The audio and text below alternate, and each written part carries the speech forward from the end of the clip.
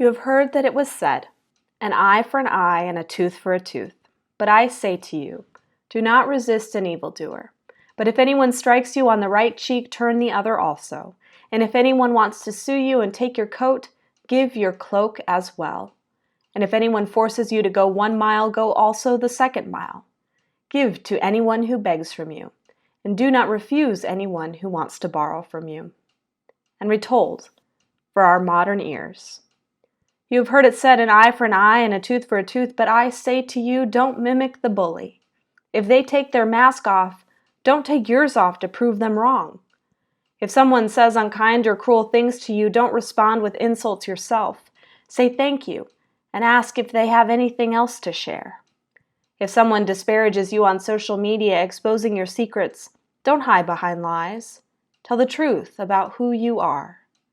And if you're at a protest and the cops tell you to stay on the sidewalk even when the street is entirely clear, do it. But lift your voice and your signs that much louder so that the law of God can be heard. If your spouse or your roommate or your friend asks if you could go to the grocery store, mow the lawn, or watch the kids after school, do it. And insist on making dinner and taking out the trash too. And give to anyone who has the courage to ask for help. And certainly don't refuse anyone who has promised to help you in return.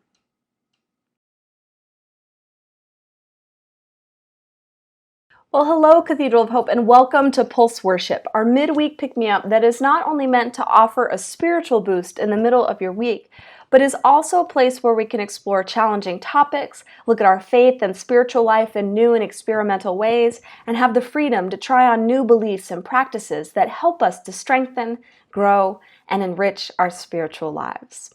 As we continue our sermon series tonight, it goes without saying that we are living in unprecedented times. In the midst of a global pandemic, with a political season unlike any we have seen in the United States, with calls, actions, and demands for justice that seem to mark a turning point in the arc toward the beloved kingdom, along with disruptions to the institutions that make up the fabric of our daily life. School delayed, online, or in limbo. Worship through Facebook, YouTube, and Zoom. Unemployment and underemployment through the roof. And millions of families not sure where they're going to live or even where they're next going to eat. With all this going on in our public life and so much more going on in our personal lives, we, your clergy and your worship team, recognize that now more than ever, we need to take some time to focus on our faith and to offer markers and metrics so that we can live by, so that at the end of all this, whatever this is, each one of us can look back and confidently say, yes, in the chaos that was and is 2020, and God forbid beyond, I lived a life I'm proud of. And what's more, I lived a life I'm proud to present to my God.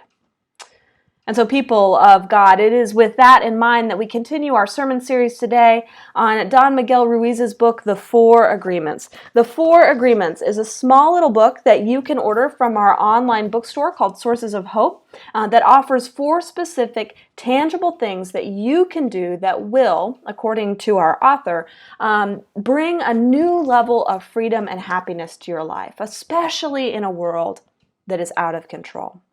So last week, Reverend Aaron offered a lovely message on the first agreement of the book, which was to be impeccable with your word.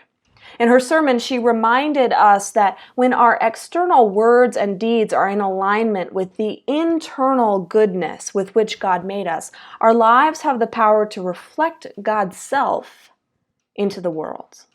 And tonight we're going to continue with this theme of being good stewards of our lives and the goodness with which God made us as we explore the second agreement in Ruiz's book, a simple little life motto that I'm sure each of us can adopt straight away. And here it is.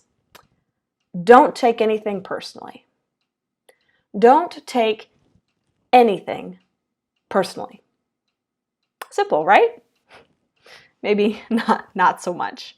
So let me share from you what our author says when he not only explains what it means to not take things personally, but also explains why it's important that we don't. Hear these words.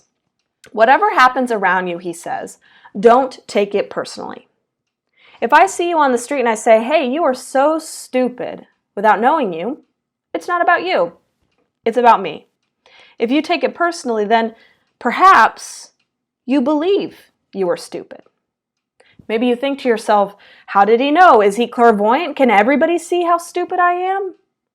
You take it personally, our author says, because you agree with whatever was said. And as soon as you agree, the poison goes through you and you're trapped in the dream of hell. But if you do not take it personally, you are immune in the middle of hell. Immunity to the poison in the middle of hell is the gift of this agreement. The key to happiness, our author advises, is to not take things personally. If someone is cruel to you, insults you, says or does mean things about you or to you, devalues you, don't take it personally. Don't take it personally, he says, because when people say and do mean things to you, it's not really about you. What they're saying, our author claims, is that it is actually a reflection of them, of their view of themselves, of their insecurities, of their perceptions of the world.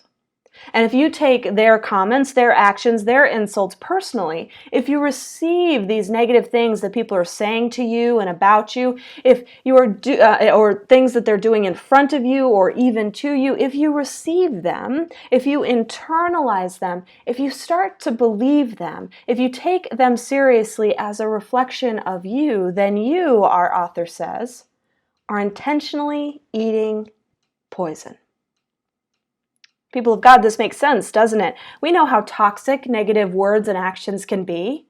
We know how toxic it can be to hear and to receive negative comments and feedbacks. We know what it feels like when someone cuts us off and then flips us off on the way to work. We know what it feels like when a colleague tells us our project sucks or when a boss points out a minor flaw.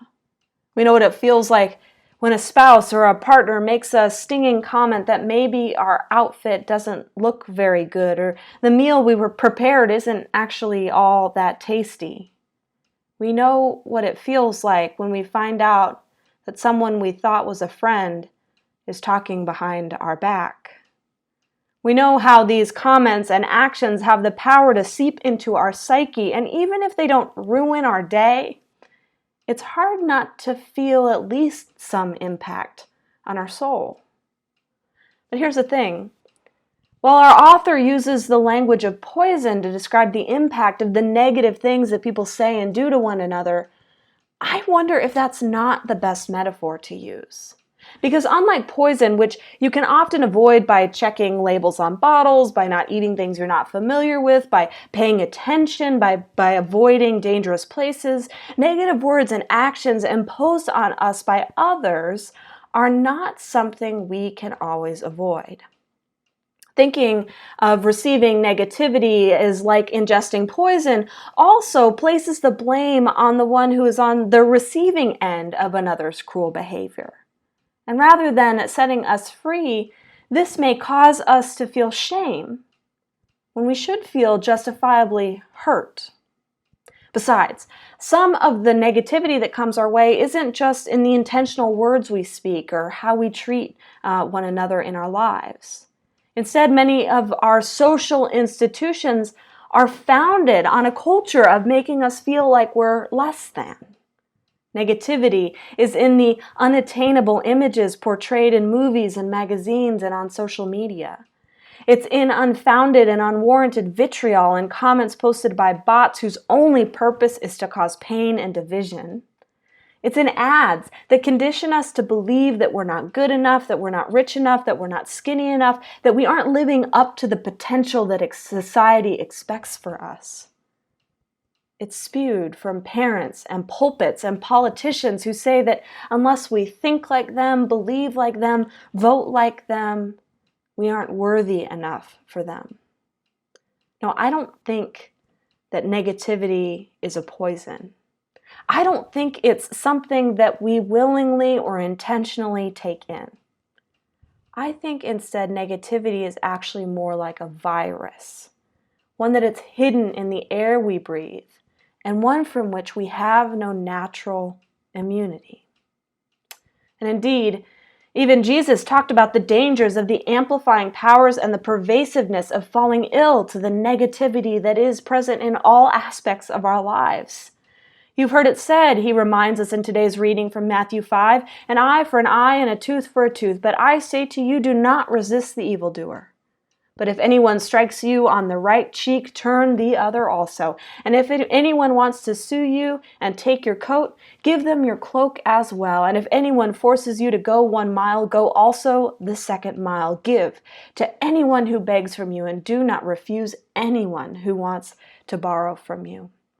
In the simple phrase, do not resist the evildoer, Jesus is reminding his disciples and us that if we match negativity with negativity, negativity only grows. Whether it's in our personal lives, as is the case with the one who gives us a backhanded slap to the right cheek or insults us to our face, or in our public lives, as with the one who would wantonly litigate against us, seeking to literally sue the shirt off our backs. Or even in our legal system, where the authorities know that their power is codified and their position is secure. Jesus reminds us that even in these situations, when we meet insult with insult, litigation with litigation, oppression with oppression, we aren't making things better. We are merely spreading the negativity around. And so if negativity is a virus, one that is pervasive and contagious, then we understand that the answer isn't to infect ourselves and others to make retribution for our hurt. We understand that in order to stop the contagion, what we have to do is first build up our immunity. And for that, we all know we need a vaccine. You've heard it said, an eye for an eye and a tooth for a tooth. But Jesus says, we need to find another way. So what are these other ways? What are these vaccines that will keep us on the path of resistance against the contagion of negativity? What will help us to not take things personally? And ultimately, what can we do to keep ourselves oriented not just toward that which serves our own well-being, but rather oriented towards that which serves the well-being of the entire kingdom of God? This is what Jesus says. If anyone strikes you on the right cheek, turn the other cheek also. If someone says unkind or cruel things to us, we can't respond with insults ourselves. Instead, we must turn to them with a genuine thank you and ask if there's anything else we'd like to say. In short, we have to remember that the only vaccine to retaliation comes from the practice of restraint. And Jesus said, if anyone wants to sue you and take your coat, give them your cloak as well. For us, that means if someone is disparaging us on social media, even if they're exposing our secrets, we cannot hide behind our reputation or even our lies. In short, we have to remember that the only vaccine to defamation comes from a practice of a life lived with genuine authenticity. And Jesus said, if anyone forces you to go 1 mile, go also the 2nd mile. To us, that means always keeping a constitution in our glove box and a prayer in our heart. It means knowing both the law of our land and the law of our God. It means if we are at a protest and all the cops tell us to stay on the sidewalk, even when the street is entirely clear, then we must do it. But it means that we must also lift our voices and our songs all that much higher so that we can share the tenets of our faith. In short, we have to remember that the vaccine for oppression is to know that we are subject first and foremost to our God. Jesus says we can meet negativity with negativity, or we can find another way. And it is in finding that other way that we can see the true power of this vaccine, because it is only then in that other way that we can give to everyone who begs from us and not refuse anyone who wants to borrow from us. It is only in that other way that we can hear a request from our spouse or a roommate or a friend to go to the grocery store or mow the lawn or watch the kids after school, and then allow us to insist on making dinner and taking out the trash too. It is only in that other way that we can fight justice for all rather than claiming that justice is just for us. People of God, you have heard it said, an eye for an eye and a tooth for a tooth. And you may let merely not taking it personally be your way. But inviting us to think about negativity as a virus and us as God's embodied vaccines, Jesus also invites us to imagine a world in which grace is even more contagious than negativity. And with the strength of our immunity, he reminds us that we are the ones that can help spread grace around.